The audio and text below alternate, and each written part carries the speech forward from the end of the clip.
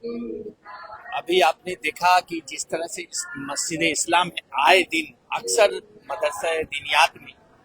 एक से एक बच्चों की हौसला अफजाई के लिए काम होता है और उनकी हौसला अफजाई के लिए प्रोग्राम का इनकाद किया जाता है। आज हमारे साथ मदरसा दिनियात के प्रिंसिपल जनाब वसीम अहमद नदवी साहब मौजूद हैं और मैं इनसे चंद सवाल लेना चाहता हूं कि बच्चों के अंदर इस तरह की अवेयरनेस, इस तरह के प्रोग्राम का आखिर मकसद क्या है और मदरसे में किस किस तरह के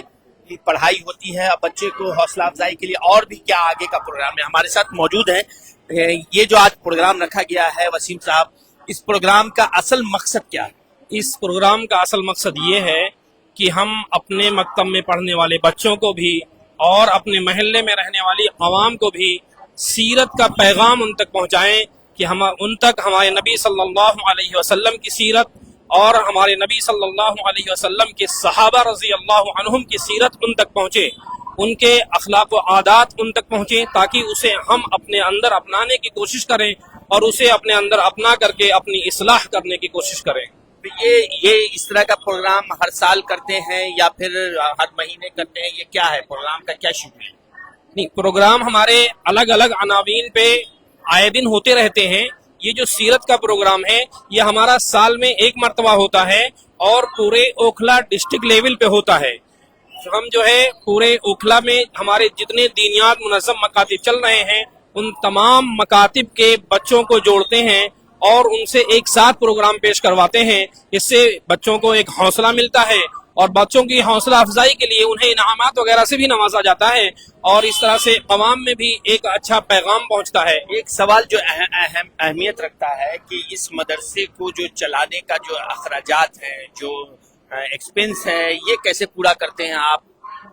हमारे मुनज़्ज़म मकातिब में हम एक इस्तिलाह इस्तेमाल करते हैं कि हमारे मकातिब जो हैं खुद कफील होते हैं, यानी हम बच्चों से एक मामूली सी फीस लेते हैं और उन्हीं फीस से हमारे मदरसे के तमाम अखराजात पूरे होते हैं और उनमें पढ़ाने वाले असातिज़ा को उसी फीस से तनख्वाहें भी दी जाती हैं। हम किसी तरह का कोई चंदा वगैरह नहीं लेते हैं, बच्चों से फीस ली जाती है और उसी फीस से तनख्वाहें और तमाम अखराजात पूरे हो जाते हैं। इसमें शोबा कौन कौन से, इस मदरसे में बच्चों की तालीमात को लेकर के आपने कौन कौन से शोबे खोले? हमारे यहाँ शोबे दीनियात है और शोबे नाजरा, शोबे हिफ्ज, शोबे क़िरात,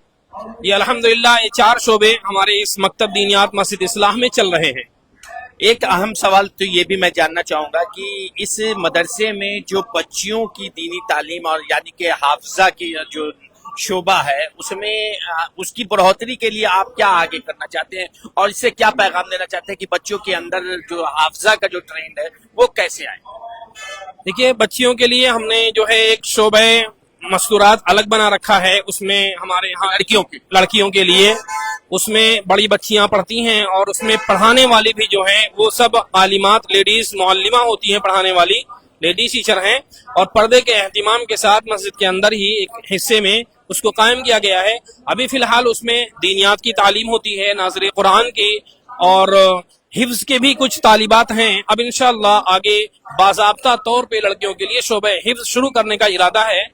और उसके लिए हम अवाम से भी ये गुजारिश करेंगे कि हमें अपनी बच्चियों को दीनी तालीम दिलाना चाहिए, कुरान का हाफिजा बनाना चाहिए ताकि वो कुरान के पैगाम को समझें और फिर अपने घर में, अपनी नस्लों में उस पैगाम को मुंतकिल करें। जी, बहुत बहुत शुक्रिया। तो अपनी नस्लों में और अपने घरों में दीनी तालीम का होना कितना जरूरी है, इसकी अहमियत हमारे वसीम साहब ने बताया है। लेकिन ये बात भी सही है कि अगर समाज में अगर किसी तरह की सुधार लानी है, समाज में एक अच्छा पैगाम देना है तो अपने घर में दीनी माहौल बनाएं, दीनी तालीम से बच्चों को दीनी तालीम याफ्ता बनाएं ताकि आने वाले जो वक्त के जो हालात हैं उसके मद्देनजर बच्चों के अंदर एक बेहतरीन एक